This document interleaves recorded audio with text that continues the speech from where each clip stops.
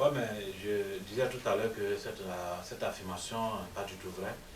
Euh, le nom n'est pas seulement, tout le nom n'est pas avec Alassane Dramane Ouattara. Effectivement, moi, par exemple, mon organisation, je me suis battu contre ça parce que cette manière de voir les choses amène rapidement à la guerre civile. Et c'est ce que nous avons raté en Côte d'Ivoire, par la faute, en tout cas, d'Alassane Dramane Ouattara, qui conduisait un parti politique qui était beaucoup basé sur l'ethnie. Donc, c'est le fondement même de la création de mon mouvement pour faire comprendre que la Côte d'Ivoire n'est pas un pays à diviser, que les Ivoiriens sont Ivoiriens, point barre, et qu'il n'y a pas de nordistes ni de sudistes, c'est la Côte d'Ivoire. Voilà, je suis militant du FPI depuis 1990, après la proclamation du multipartisme. J'ai été militant de ce parti parce qu'il y a eu le manifeste de Laurent Gbagbo qui consistait effectivement à l'indépendance totale, non seulement de la Côte d'Ivoire, mais aussi de l'Afrique. Et c'est ce qui va vraiment enchanter et que j'ai automatiquement adhéré au parti de Laurent Gbagbo, le FPI, en 1990. Et je demeure militant jusqu'à présent.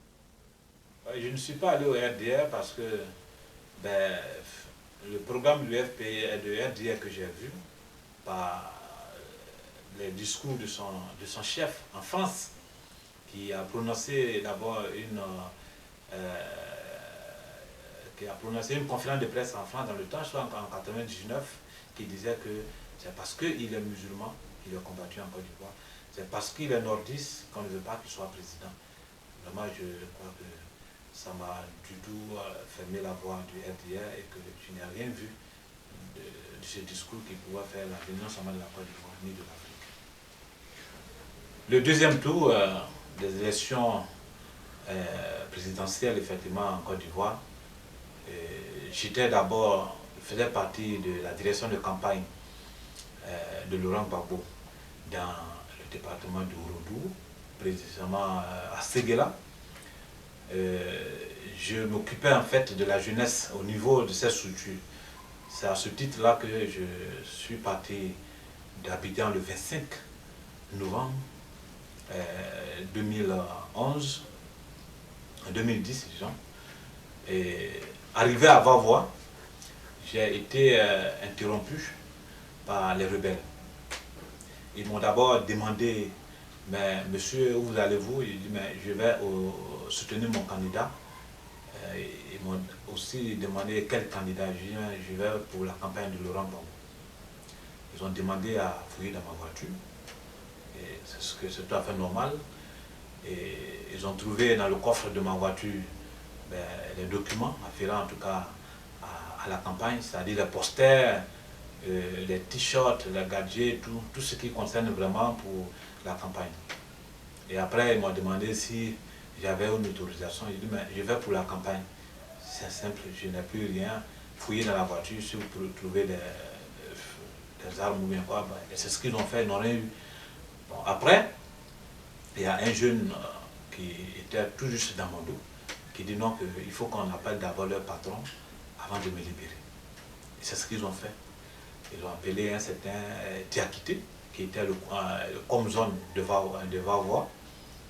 Et ce dernier est venu 15 minutes après, avec au moins 6 voitures et une vingtaine de soldats. Une vingtaine de soldats armés de roquettes, de mitraillettes, tout ça. Et ils m'ont intimé l'ordre de les suivre. Et c'est ce que j'ai fait. Puisqu'ils ne me reprochaient rien, je partais pour une campagne. Et j'arrive effectivement 15 à 20 minutes après à la gendarmerie de Vavois, l'ancienne gendarmerie de Vavois qui était maintenant le siège en fait de la rébellion et le bureau du Comzone. J'ai été reçu effectivement là-bas par certains éléments qui ne m'ont pas dit leur nom, mais en fait ils m'ont demandé qui j'étais. J'ai dit non, je suis M. Fofana, je suis responsable de la direction de la campagne de Laurent Gbagbo. Je vais pour la campagne, j'ai été interrompu par vos collègues, donc je viens effectivement pour en savoir plus. Donc c'est ce qui s'est passé. Et après ils m'ont dit, bon ok, tu attends, on a un autre chef encore, un certain Koulibaly, qui a une réunion, il doit venir. Donc j'ai attendu 1h30 après. Le monsieur aussi s'amène, Il me dit, mais on m'a déjà informé qu'il y a un élément de Gbagbo qui est arrêté ici. Celui qui m'a reçu m'a dit, effectivement, c'est lui qui est là. Il m'a convoqué dans son bureau. Et il m'a posé la même question, qu'est-ce que j'ai venu faire? Mais je vais à la campagne de Laurent Gbagbo. Je suis avec mon équipe. Et puis bon, j'ai mon cas de corps en tant que leader patriotique. Et puis mon chauffeur et mon petit frère. Donc, il m'a automatiquement dit, mais nous avons les informations que vous avez des armes, que vous êtes venu pour espionner nos positions ici, et tout ça, c'est ce qui m'est revenu, donc vous êtes en état d'arrestation. Donc, donnez vos pièces. Et je lui demande, mais attends, qu'est-ce que j'ai fait? Dites-moi au moins ce que j'ai fait avant qu'on m'arrête. Parce que ça, vos camarades, vos éléments m'ont déjà demandé. Ils ont fouillé dans ma voiture, ils n'ont rien vu, ils n'ont vu que des papyrasses. Je ne veux pas, j'étais en partant sur ces gars-là, c'est sur la route qu'on m'a arrêté. Il dit non que lui, ce sont ses supérieurs qui lui ont donné vraiment ces informations. Donc je suis en état d'arrestation et ils vont appeler un certain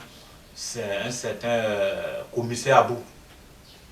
Et ce dernier est arrivé 30 minutes après. Il me convoque aussi dans un autre bureau, un tout petit bureau, où se trouvent vraiment des armes exposées presque partout, des grenades. Et ce dernier me menace aussi. Il prend deux pistolets dans son placard et dépose sur la table avant de me demander pourquoi je suis là. Et je lui ai dit que non, mais j'ai dit ça déjà à votre patron, que je vais en campagne pour Laurent Gbagbo, parce que c'est le moment de la campagne. Et on m'a arrêté et je suis venu. Donc je suis venu pour vous écouter. Parce que moi, en fait, je vais à la campagne. Il m'a dit non, on m'a dit que vous êtes venu pour comment on appelle, espionner nos positions ici et que Gbagbo Laurent n'est pas cessé avec nous. Donc, nous, en fait, mais est-ce que tu sais que tu es en danger? Il dit, mais comment je peux être en danger? Il dit, mais tu es en danger parce que tu peux mourir ici. Mais dans tous les cas, il faut commencer à prier hein, parce que on va informer tout de suite encore la hiérarchie, puis on va voir les ordres qu'ils vont nous donner. Et je lui ai dit, mais attendez, moi je ne sais pas. Donc ok, je suis là, moi je n'ai pas d'autre moyen pour en sortir ici. Et c'est comme ça que il m'a trimballé, il m'a dit un certain nombre de choses, il m'a insulté, bon en tout cas il m'a dit tout ce qu'il voulait. Et 25 minutes après, un autre groupe qui est arrivé, au moins avec 2-4 encore, avec des éléments dedans qui disaient où ils sont? Où ils sont les hommes de Gbagbo? Les hommes de Gbagbo, où ils sont? Et puis un qui dit non, ils sont dedans là, il y a même un militaire parmi eux. Et ils sont allés nous un peu brutaliser. Puis après le chef est venu, il m'a rappelé encore dans son bureau. Le Koulibaly. Je rentre, il me dit la même chose, tout ça. Puis il me dit bon, va t'asseoir sur le banc et puis t'attends. Donc on était là jusqu'à de 10h jusqu'à 18h. En ce moment-là, il me dit, mais qu'est-ce qui se passe aujourd'hui? Moi, je vais à la campagne. C'est tout ce que je voulais dire le matin. C'est ce que je voulais dire le matin. Et puis, je vais voter parce que c'est chez moi. C'est ce que j'ai dit, il n'y a pas d'autre chose. Et c'est en ce moment-là qu'il me dit, bon, ok, eh bien, nous, on va te libérer. Tu vas aller, mais ton garde de corps reste ici. Comme un otage. Si vous déconnez, et puis on le tue. Et je plaide, en tout cas, il n'a pas du tout accepté. Donc on me libère. Je reprends la route et j'arrive à Séguéla. La direction de campagne, et nous avons fait une réunion, tout. Bon, j'ai un peu expliqué que mon garde de corps était encore dans leurs mains, tout ça. Et on a tenté à faire des négociations, ça n'a pas du tout marché. Et c'est comme ça jusqu'au 28, c'était le jour des élections. Alors, grande surprise, au moment où nous on s'apprêtait à chose, on vient, on menace même les gendarmes qui sont à la CEI. La CEI était la commission indépendance électorale et avait sa délégation toujours sur le bureau, toujours auprès de notre DDC, de notre bureau. Ils ont été menacés de rentrer, les gendarmes, parce que bon, les forces nouvelles devaient instaurer un coup-feu. Déjà, le matin, il y avait déjà une parade de motos avec Kalachudou, roquettes partout dans la ville. Et puis bon, jusqu'à midi, ils ont commencé à investir les villages et influencer, en tout cas, nos représentants dans les bureaux. Donc on recevait en tout cas les plaintes pour dire, bon, voilà ce qui se passe dans nos contrées. jusqu'à 17 h, eux-mêmes, ils ont commencé à faire les dépouillements. Je veux dire bien les forces nouvelles. Ils commençaient à faire les dépouillements. C'est les rebelles des forces nouvelles, eux-mêmes, qui faisaient les dépouillements. C'est quand ils arrivaient dans les bureaux de vote. Ils demandent, qui est le représentant de Laurent Gbagbo? Si tu dis c'est moi, on te dit, bon, sors de la salle. Ou bien tu te mets dans le fond. Souvent, c'est des classes, des écoles primaires qui sont utilisées. Tu te mets dans le fond. Et ils remplissent la caisse. Et puis eux-mêmes donnent le résultat. C'est pourquoi quand vous voyez beaucoup de PV que vous pouvez vérifier avec la direction de campagne du FPI, dirigée dans le temps avec Malik, ils vont vous donner les éléments. Où vous arrivez souvent, 0 voix pour Gbagbo Laurent, ou bien vous avez des écritures que tu ne peux pas lire, parce que c'est souvent des analphabètes qui remplissent à la place de ceux qui, les présidents de bureau. Vous allez voir souvent dans les bureaux de vote que le nombre de votants est supérieur au nombre d'inscrits. Et il y a des milliers, des centaines de PV comme ça que nous avons recueillis. Il y a la disposition de la CEI, comme on appelle, de la direction de campagne de Laurent Gbagbo, que vous pouvez vérifier sans problème. Et c'est ce jour, j'ai décidé aussi d'aller voter moi-même au village. Et j'ai été aussi interrompu. Au premier village, tout juste après Séguéla, qu'on appelle Bolo, un petit village, c'est un carrefour en fait. Et on me demande encore de décliner mon identité, pourquoi je suis là. En fait, c'était de trop pour moi. En tant que responsable, moi-même, je suis déjà menacé. Donc, je ne peux même plus garantir ou bien assurer même les jeunes gens ou bien nos représentants dans les bureaux. Donc, c'était la débandade et chacun de nous se cherchait. C'était sauve qui peut pour sauver sa vie. Et c'est comme ça que c'est dans cet environnement que les bureaux ont fermé dans tout le nord, à l'instar de Séguéla, Odiéné, Kourougou. Et moi-même, je suis passé par moi, je l'ai constaté à moi. C'était un silence plat. C'est les forces nouvelles qui étaient dans la rue, presque partout. Donc vraiment, c'était dans un environnement très terrible que nous avons fini les élections, le deuxième tour dans le nord de la Côte d'Ivoire. Et c'est pourquoi vous avez constaté effectivement que dans le nord, dans des départements, Gbagbo a 0 voix, et puis Alassane a tout. Par exemple, je prends un village qu'on appelle Monceau. C'est un village aussi de Séguéla. C'était dans le département où j'ai tourné un peu. Et ce jour, quand je suis arrivé, le représentant du bureau du président n'était pas là. C'est là que moi je devais voter. Et je suis allé dire non, qu'on a fait sortir de la salle et il a commencé à contester un certain nombre de choses qu'il ne peut pas se dire. Il m'a fait sortir. Puisque la CEI même, qui était chargée d'organiser les élections, était dans la main effectivement de l'opposition, du RHDP. Gbagbo l'avait donné complètement au RHDP. Et nous n'étions pas du tout représentés normalement dans la CEI. Vous avez le PDCI, vous avez comment on appelle, le RDR, vous avez l'UDPCI, vous avez Force Nouvelle, il y a seulement que tous contre le FPI. Donc quand vous arrivez souvent dans des bureaux de vote ou bien dans le bureau de la CEI, vous ne retrouvez seulement que peut-être 2 représentants du FPI et puis tout le reste, c'est l'opposition. C'est pourquoi ça nous étonne aujourd'hui qu'on dit non, Gbagbo a voulu tricher ou bien a fait ceci. Mais c'est l'opposition effectivement qui a triché. Donc, arrivé là, ils ont chassé le monsieur. Et moi personnellement, j'ai demandé à ce qu'il soit là avant que je ne vote. C'est ce qui s'est passé. Après, je l'ai pris à côté, il m'a dit, ah, si tu t'en vas, ma vie est en danger. Ma vie est en danger. Et je voulais partir. J'ai dit, mais attends, il faut tenir. Il dit, non, il ne peut pas tenir parce que lui, sa vie, il ne peut pas, il va mourir. Déjà, on l'a déjà menacé depuis hier nuit. Puis qu'il est arrivé dans le village pour être le président de Gbagbo. Je sors de là, j'arrive dans un village qu'on appelle Lou. Ce sont aussi les représentants qui pourchassent ma voiture pour dire, ah, il ne faut plus tenir parce qu'il y a trop de menaces. Les rebelles sont déjà passés plus de 2-3 fois. C'est difficile, on ne va pas pour nous laisser. On fait voter même des gens qui ne voient pas. Il y a certains qui viennent avec des cartes d'entrée, on dit non, c'est pour maman, mais ma grand-mère, elle ne voit pas clair. Ils viennent, on leur sourit la beauté. En tout cas, les règles ne sont pas du tout respectées. Ils ne venaient même plus pas avec leur grand-mère. Il prend au moins 10 extraits de naissance ou bien les cartes d'identité comme il veut, quelles que soient les pièces. Il arrive, il dit, la seule chose qu'il a dit, c'est qu'il est chez UDPCI. On l'autorise à voter à la place de tout cela. parce qu'on dit non, ils ne voyaient pas clair, bien ça n'a pas marché. Et on ne cherche même pas à savoir si ces personnes existent. Donc nos représentants n'avaient pas le droit de contester. Sinon, on vient t'enlever automatiquement et puis bon, peut-être si tu as la chance, tu peux vivre et puis te rencontrer un jour, tu es blessé. Ou bien ben, on ne te voit plus. Ça, c'est l'environnement qui a vécu effectivement les représentants de Laurent Gbagbo dans les bureaux de vote.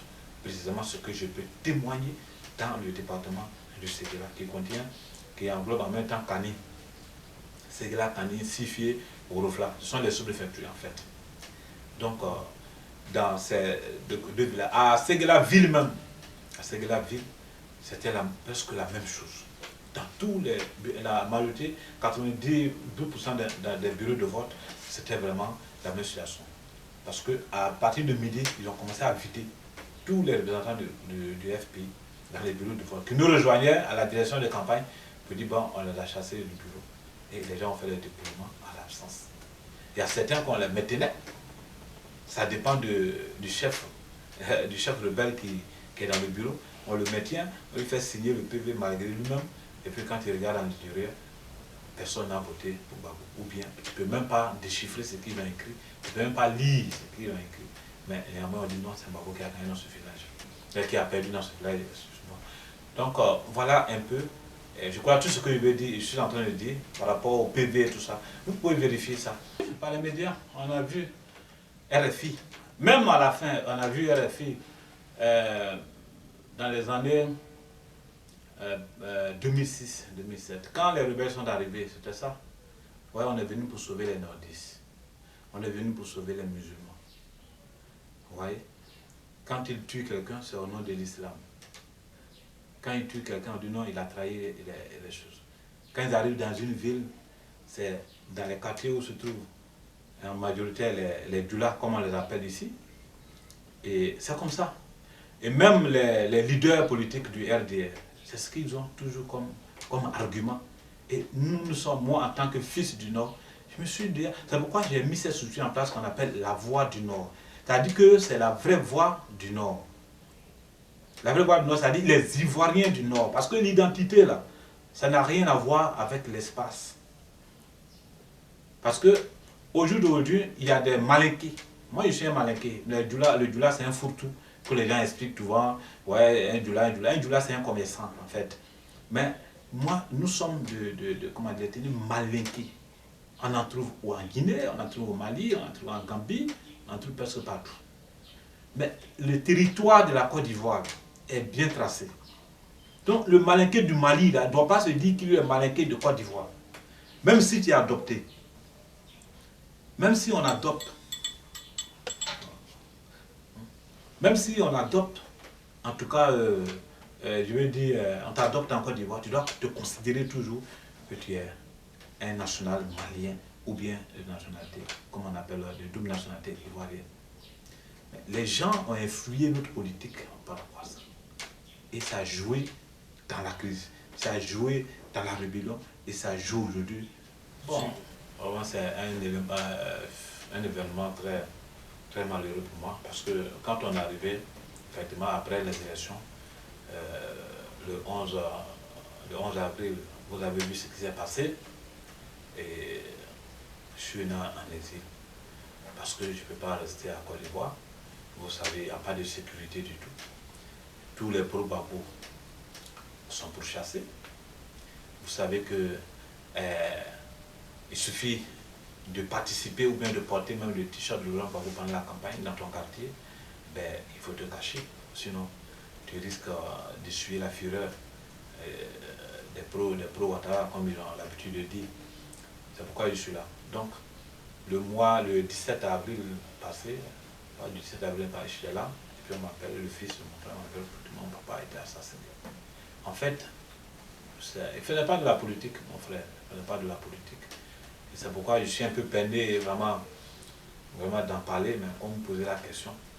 Parce que le monsieur était là dans sa cour, et le soir, il allait se débrouiller à l'hôpital de Vavois, et pour arrondir en tout cas son fin du mois.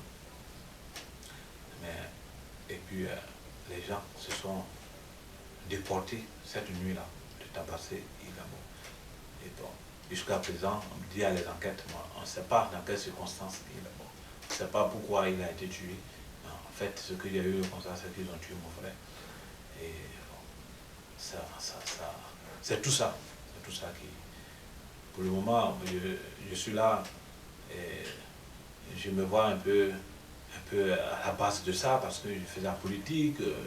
On tue mon frère, on n'a pas encore fini les enquêtes, on dit il y a les enquêtes, mais je doute encore de ces enquêtes parce que nous sommes dans un pays actuellement, à Abidjan, les enquêtes, bon, vous savez qui fait les enquêtes, qui donne les résultats. Donc on est là, j'attends. Bon, c'est ce que je peux donner comme raison, sinon il n'y a pas de raison qui peut amener. Mon frère n'était pas un homme d'affaires, il n'était même pas, faisait même pas la politique. Il partait dans son champ, il gérait le champ du vieux à Avawa. Le soir, il est là, il gère sa petite famille. Bon, ce que moi je fais, ça ne l'engage pas. Mais en fait, je me dis que peut-être c'est ça. Sinon, bon, ça peut être autre chose, je ne sais pas. Mais pour moi, vraiment, c'est la seule chose qui peut justifier actuellement qu'on puisse vraiment aller assassiner quelqu'un sans raison. Que j'ai fait la politique. Et que j'ai pris des positions. Vous savez aujourd'hui, être un nordiste en Côte d'Ivoire, de Alassane Ouattara, et que tu soutiens Laurent Gbagbo, c'est un sacrilège. Parce que tout est parti du discours tenu par Alassane Ouattara. On est contre les musulmans, on est contre comment on appelle, les nordistes. Alors quand tu te trouves de l'autre côté, tu n'es pas traité comme un militant du RP, tu es traité comme un traître de l'islam et un traître de la région. Tu vois, un traître du Nord. Et c'est comme ça qu'on nous présente à nous. Donc ça nous met dans une situation où tu es permanent, comment on appelle, tu es en danger à tout moment. Tu es même rejeté même par la famille qui sont convaincus souvent de ces allégations. Et ça fait que la lutte devient plus difficile pour nous, mais encore beaucoup plus intéressante. Parce qu'aujourd'hui, notre rôle, c'est de tout faire, et puis notre objectif, c'est de tout faire pour que nos parents comprennent que la bataille que la Côte d'Ivoire mène par le FPI, c'est non seulement que la Côte d'Ivoire se retrouve, qui a été divisée, je veux dire peut-être par les colons, parce que c'est eux qui ont mis leur communication vraiment à la disposition de ces mensonges-là pour dire que quand tu es nordiste en Côte d'Ivoire, on te traite d'étranger. Ou bien quand tu es musulman, on te traite d'étranger. Or pourtant, ça chiffre.